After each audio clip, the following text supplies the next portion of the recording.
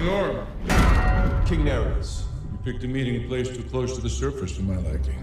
Don't recognize the Council of the Kings. In Atlan's time, 7 kingdoms were one. Our ancestors gathered here.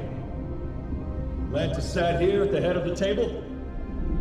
Zebul is always by his side. Brine, fishermen, the deserters entrenched had not yet fallen. The lost nation had not yet vanished. Together, they were the greatest empire the world had ever seen.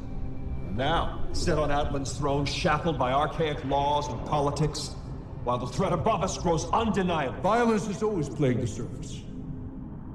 They will destroy themselves. Not before destroying us first. We have been hiding long enough. The time has come for Atlantis to rise again. We honor you, King Nereus, by inviting Zebul to be the first kingdom to join King Orm's alliance. As if you had a choice, Volko. By law, you need 4 of the 7 kingdoms to send an attack. The lost nation and the deserters have long perished. The trench are nothing but animals. The brine will never join you, and the fishermen are cowards. Without me and my army to convince them, your plans are stillborn. But I know what you really want.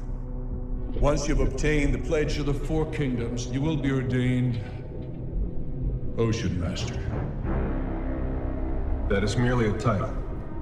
I'm no fool, King Orm. As Ocean Master, you'll be commander of the greatest military might on this planet. I am the natural choice to lead it. Are you? What about the rumors that there's another? An Atlantean living among the surface. One of royal blood. You may sit on the throne of Atlantis, but your claim to it is weak. How can you possibly hope to unite the Empire? My mother's bastard has never even been to Atlantis. His loyalty is to the sun.